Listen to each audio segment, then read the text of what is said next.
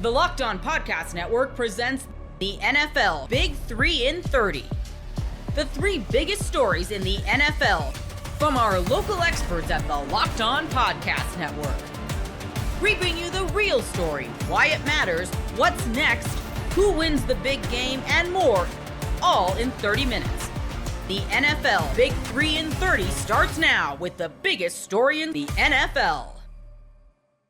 The Colts and Ravens in the season debut for both teams. We're going to discuss, of course, the big news from tonight, which is never what you want to see, but the Anthony Richardson injury, also how he and Daniel Jones looked in their reps tonight. Standout performers on both sides of the ball in both a good and not so good way.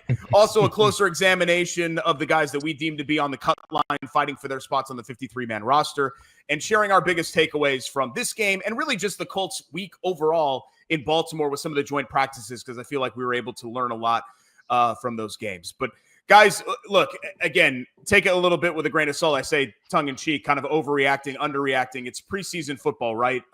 Both of these teams were without a myriad of their number ones.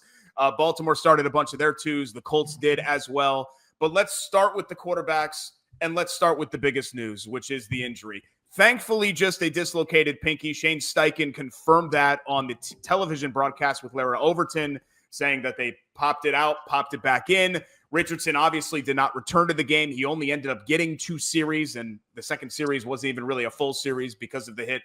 But Zach, you know, you're our film guy, right? I wanted to kind of take us through that play because there was a lot of talk on social media. Hey, is the running back supposed to do something here? Did the tackle was it a miscommunication? Take us through that play, who's at fault, and really just what all happened on the Anthony Richardson injury. Yeah, real quick, before I get to that, we were just informed by Jake Arthur through our text message here that Justin Wally, the Colts cornerback that got injured in practice the other day, tore his ACL in that practice the other day. So to make a bad night even worse, Justin Wally will be out for the entire season as well. So that's probably the worst news of the night, honestly, compared to everything else. So I just did want to get that out there to everybody.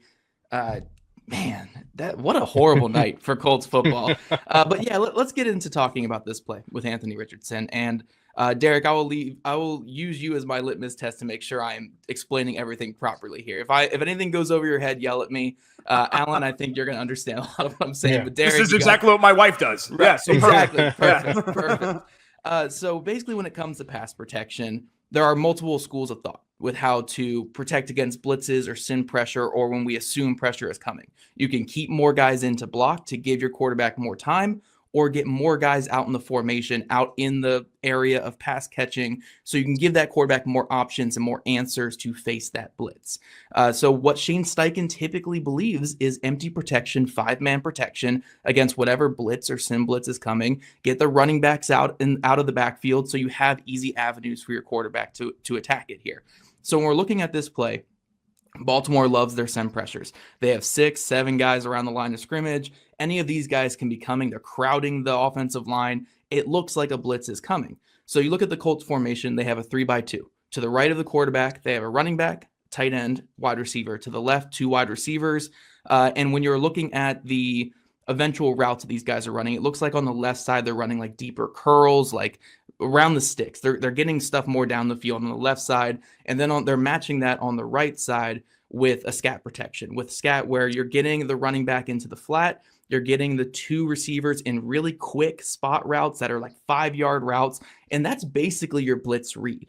That is the side that you want to be setting to if you think a blitz is coming. So when you're reading what's in front of you on that play, you have to be reading that a blitz is coming. Even if they bail out of this blitz, you want to be setting to the right side here because you have your running back out of the backfield right there as a quick option. And you have those 2 receivers, the tight end and the receiver, hitting their quick landmarks. So when this play is ultimately snapped, the Colts 5 offensive linemen are responsible for the guys in front, and they're sliding to the left because they know the hot is to the right. So you're going to slide to the left to make sure, hey, that quarterback can have a clean avenue to attack to the right side if that blitz is coming. And that's exactly what happens. They slide to the left. The Ravens peel back on the left side and blitz the right, which gives that free rusher coming in. The quarterback is responsible for that free rusher because you don't have a tight end chipping. You don't have a running back chipping. And he has to acknowledge that free rusher is there, get the ball out either around him to the receivers in the spot route or to the running back out of the backfield, let that running back create a couple yards and don't get hit on the play. What happens with Anthony Richardson is I don't know if he just didn't see the blitz, didn't account for the blitz coming, thought the slide was coming to the right, or maybe just didn't know the protection call and thought that the running back was staying in to protect. Because if the running back's staying in to protect there, then that would explain him setting to the left. But he just kind of inexplicably goes against what everybody else on the play is doing. So again, the offensive line setting to the left, scat out of the backfield, nobody's chipping, everybody's on the same page. But Anthony Richardson setting to the left, and there's really no urgency in what he's doing here. He is just sitting in the pocket. He's not expecting a free rusher, obviously, by the way he took that hit, barely held on to the football there. He's not expecting a free rusher. So there was something off with him and every other player on the field. And typically for me, that says that that was probably the guy who made the mistake when the one guy is different from everybody else. So yeah, he's setting to the deeper developing routes. Again, when you have sim pressure up front and you're doing empty protection, that's just something you can't be doing as a quarterback. And even if we want to give him the benefit of the doubt, like say the play design was throw the ball to the left here, like no matter what, throw the ball to the left. The second you see that defensive end on that side of the field bailing out off the line, every alarm bell has to be going off in your head if you know the protection call. Because if you know the protection call, you have to say, my running back's not in here, and I see that guy bailing, they're going to have a free rusher on me. So that's when you at least just got to eat it and get down. So I think a lot of this was just the lack of fundamentals, was just him not knowing the protection call or being off on the protection call, not setting to the right hot read on the right side, and just not being aware of the free rusher, even when he did make the mistake of setting to the left, because again, you have to at least see that defensive end bailing and know that guy is coming. So it was just a mess of a play for the Colts, an absolute mess of the play. We're not in the quarterback room. We're not in there with Shane Steichen. So there's certainly a % chance that this could be like the running back and the tight end both made the mistake here, or the offensive line slid the wrong way. But from the way I see it and the way that Jeff Schwartz was breaking it down on socials and Kurt Warner was talking about it on socials, Chase McDaniel, like all these guys who play in the NFL, this is kind of what happened on the play. The quarterback just had the wrong protection call, looked the wrong way, and didn't even see the one tell that could have said like, this is a disaster. Didn't even see that. And he just took an unexpected hit. And it was a bad, violent hit, and he's lucky to get out of it with just a dislocated pinky, because that was a square hit right to his chest.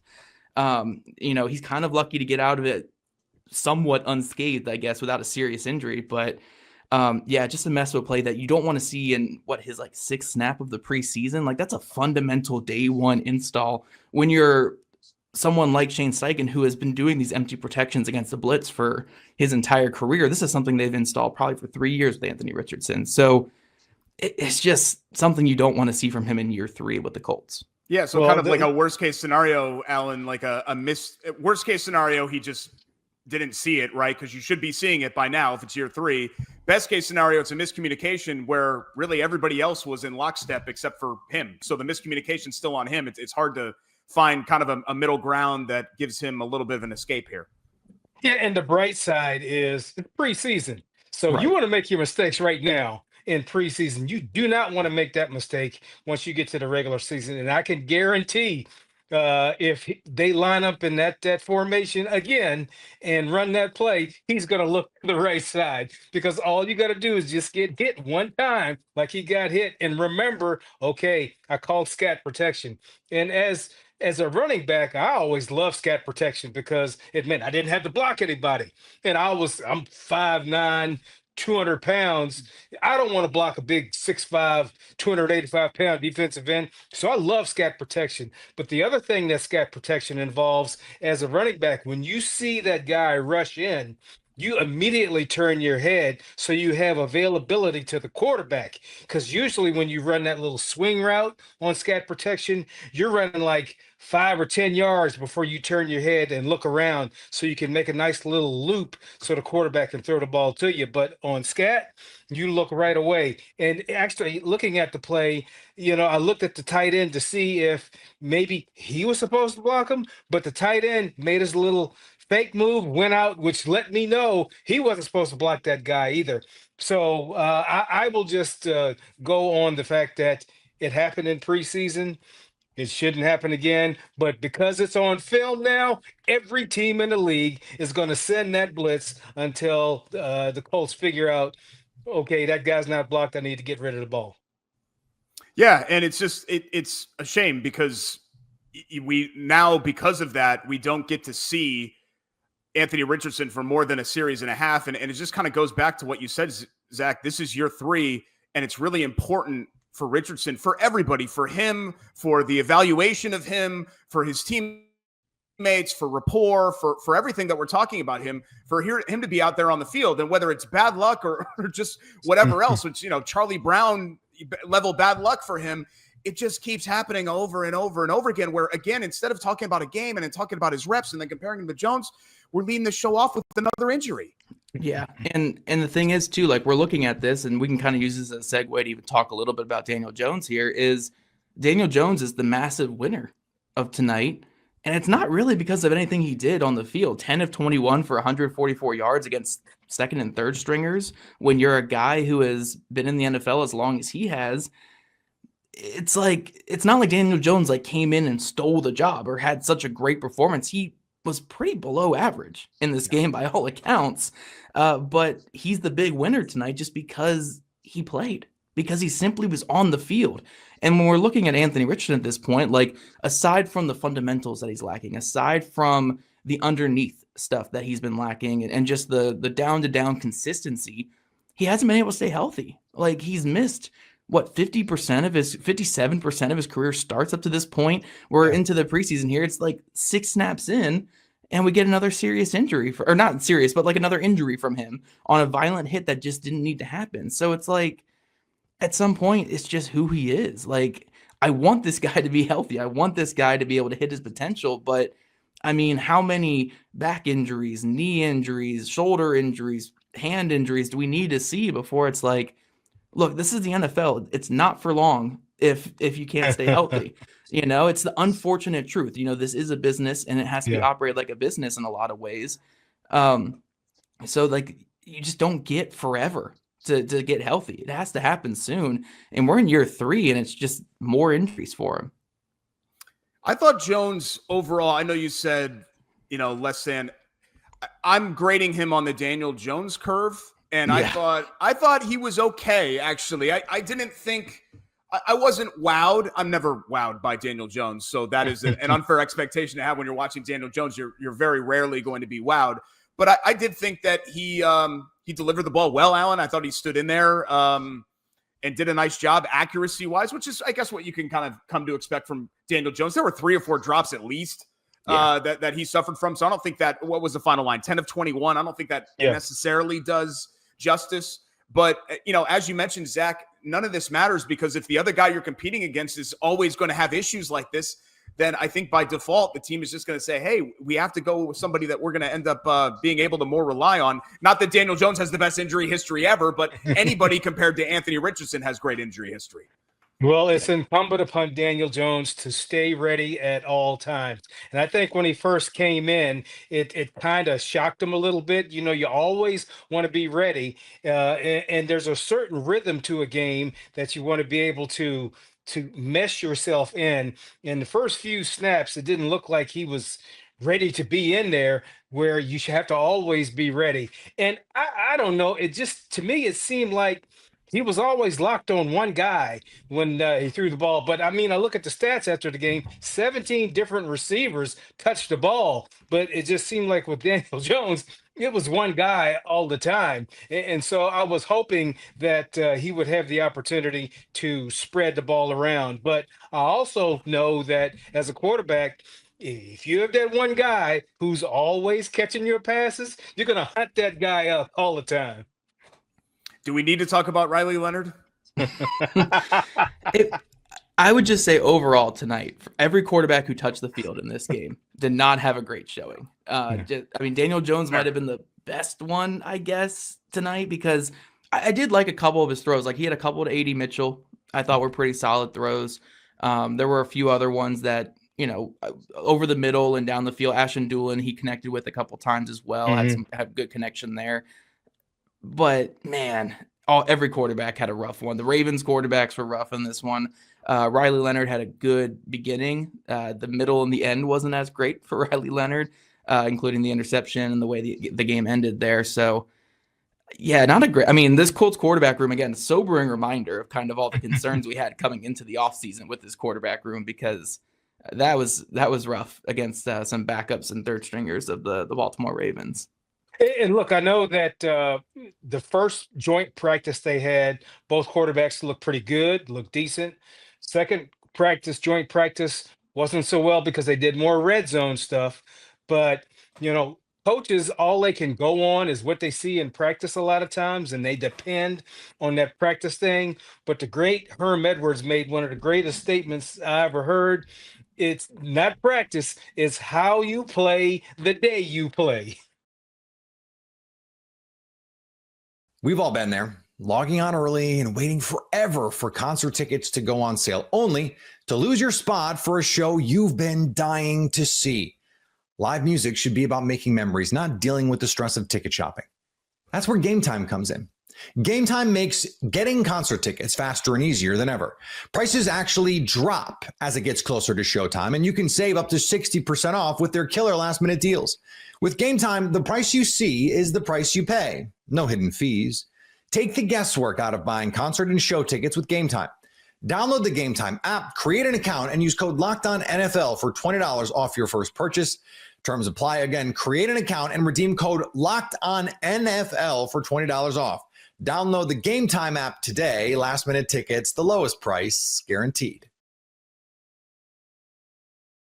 There's no way around it. It is brutal news to hear that Rashawn Slater is out for the entirety of this upcoming season. You are Locked On Chargers, your daily podcast on the Los Angeles Chargers. Part of the Locked On Podcast Network, your team every day. It's a tough one today. It's a horrible one. This is one I never wanted to do. I didn't want to have to talk about this, but unfortunately, life has a way of hitting you in the face sometimes, and the Chargers will be without their star left tackle, Rashawn Slater, and that is going to cause a lot of reverberation all across the Chargers offensive line. So we have to figure out how they're going to be able to juggle and make things work. And we got to talk about also the Chargers have a game that they are playing on Sunday against the New Orleans Saints. We get to see, hopefully, the first time on the football field, Rocket Sanders and Taylor Heineke trying to stake his claim to be the backup quarterback for this team.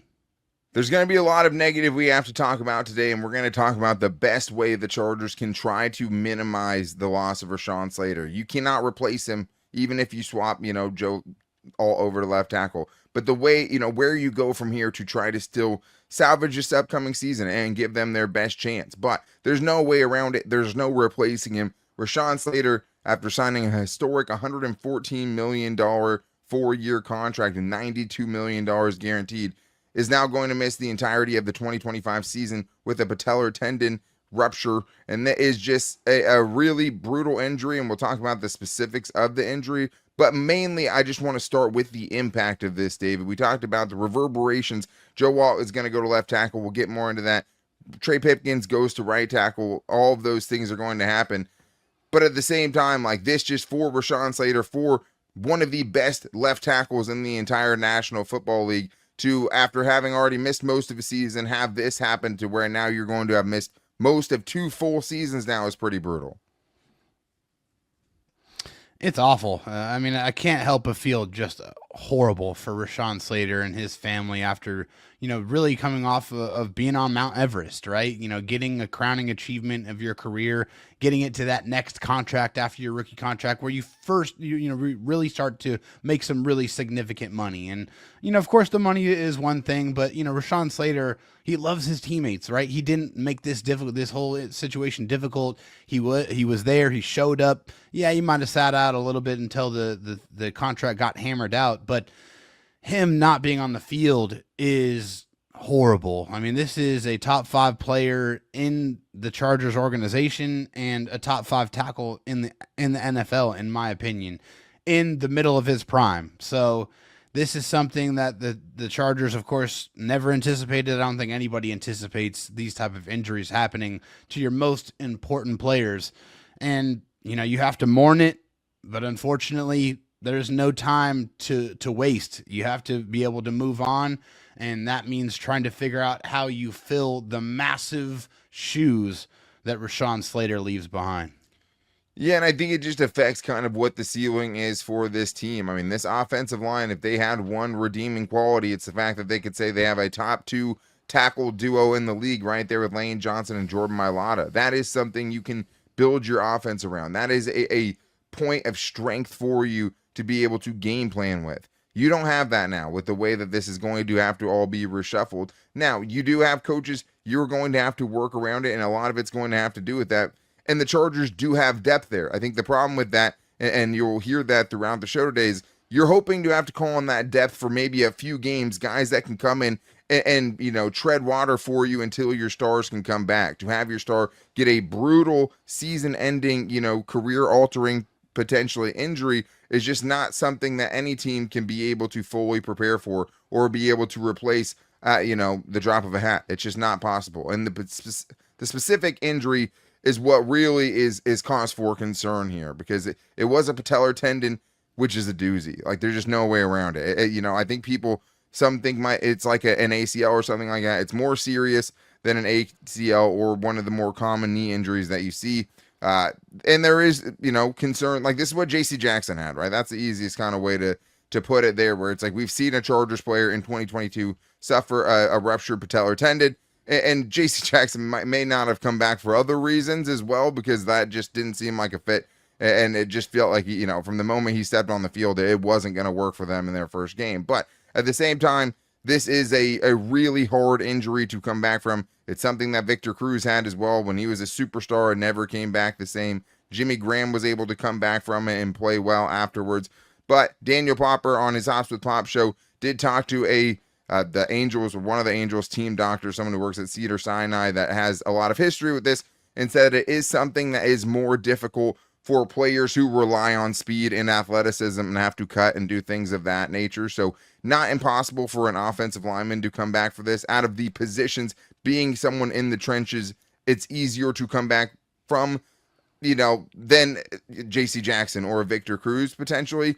And you feel good about the player that is going to be asked to do it, because, from all accounts, Rashawn Slater is an incredibly hard worker. I think he was on his honeymoon right when he was doing pass sets, on the beach or whatever it was. Like, this is someone that you feel like football is life. He told you as much even during his contract. You could just, the negotiations, you could tell he just wanted to be out there with the guys and didn't really care how much money he was going to make. But it still just all has to heal correctly. Like, there's so many things that have to go into play here. Hopefully he just gets the proper amount of time to come back and try to get back to that form he had before, which is really tough to do with this injury. Yeah, there really is no guarantee, and unfortunately, according to the numbers, it is actually probably very much against that probably happening. And this is from a Bolt Beat article here. A recent study from the National Library of Medicine showed that 79% of NFL players who suffer from a torn patellar tendon do not return to their previous form. According to the study, 86% of players do not return to start more games than they did before the injury. So this is something that you have to really pay attention to, the level of severity of this particular injury. It is a 6 to 12 month recovery time.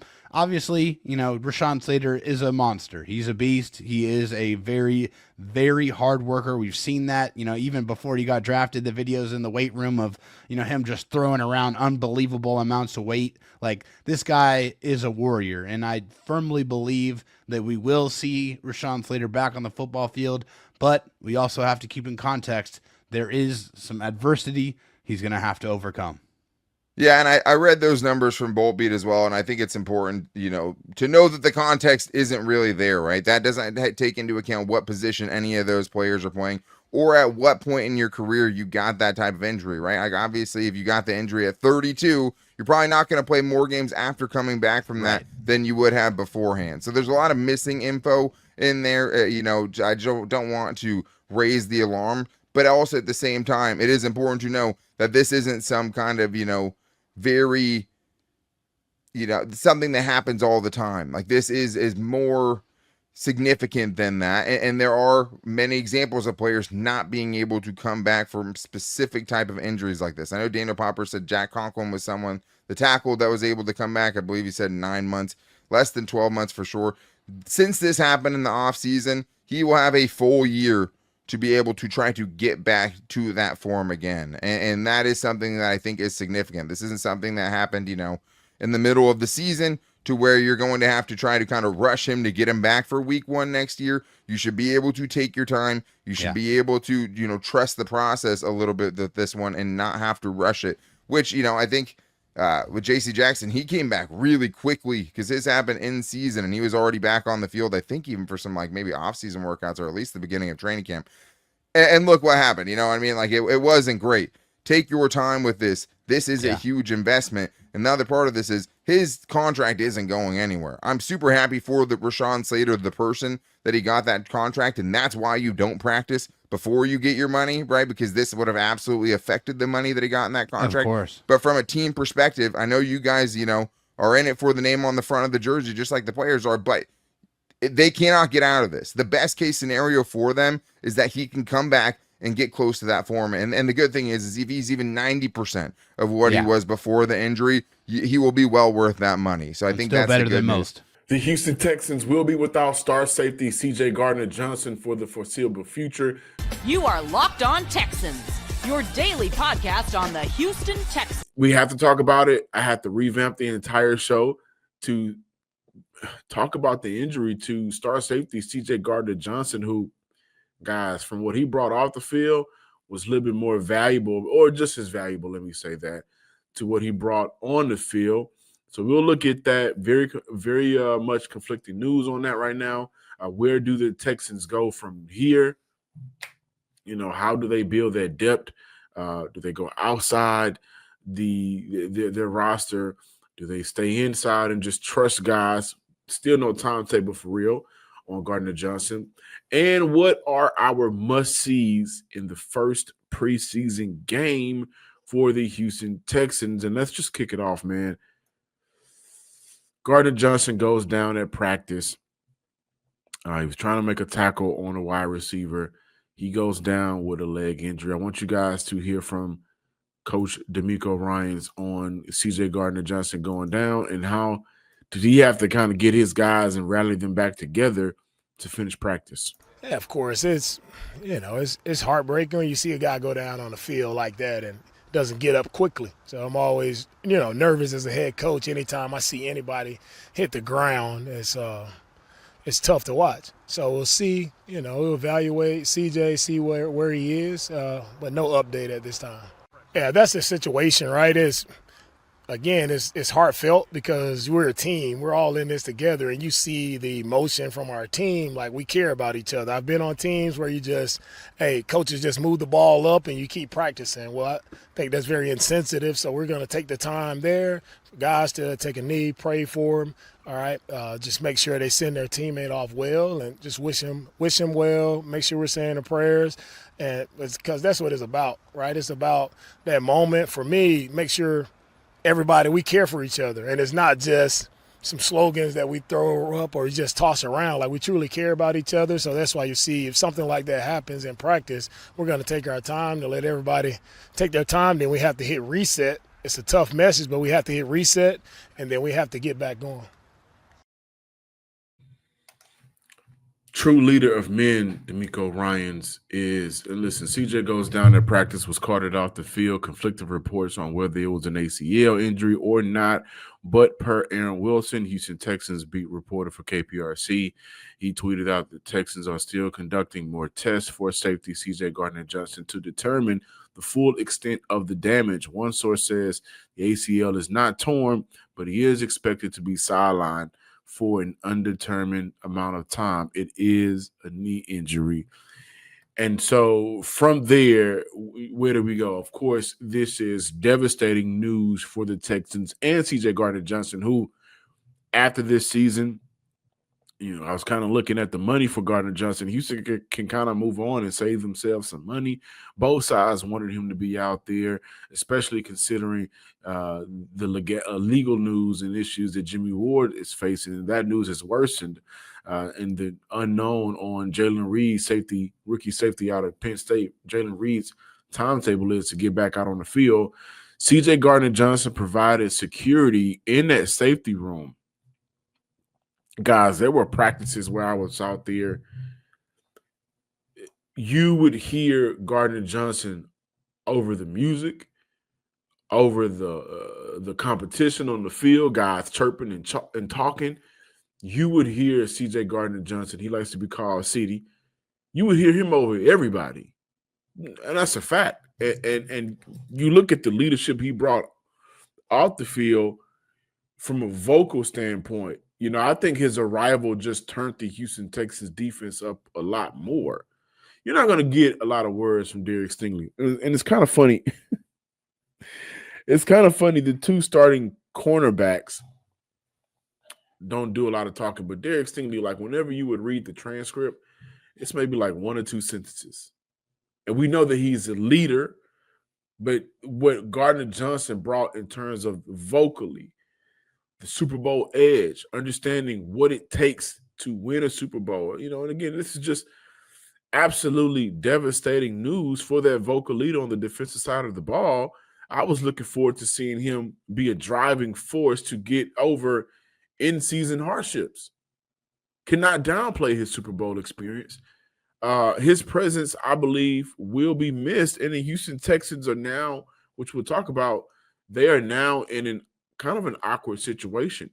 Do you go with some of the guys on the roster? Where do they go now? How do they handle it? But for the immediate impact, having someone who was on a roster that experienced the ups and downs on the offensive side of the ball and seeing how his quarterback and that side of the ball had to kind of redeem themselves and bring themselves back up and fight through adversity. There's no way CJ Gardner-Johnson, who witnessed that, doesn't understand the importance of, hey man, leadership matters and how you handle things matters. And these guys are going to be looking to you to kind of pull them up at times. So regardless of where you rank Jalen Hurts, and this is not a Locked On Eagles show, but regardless of where you rank Jalen Hurts, in terms of leadership, Jalen Hurts is one of the best in the NFL in terms of, getting his troops together. So that's going to hurt the Houston Texans. And having a guy that was there for the ups and downs, the ebbs and flows of the game, kind of wonder, who else in that room has that experience to the point where, they were able to get to a Super Bowl and win it. And keep in mind the IR rules, because we must monitor how Houston goes about this with the uncertainty of the injury. If a player is placed on the IR list prior to the start of the season, their season is over. So we have to monitor that. And keep in mind, Houston has to do what's best for the organization and ultimately the player as well. They don't want to force him and rush him back. If they are placed on the list during the season, then they must miss a minimum of 4 games before they can return. So with the conflicting reports, is it an ACL? Is he out for the season? Is he not out for the season? They're looking for they're doing other tests, and I suspect he'll be out for a very long time.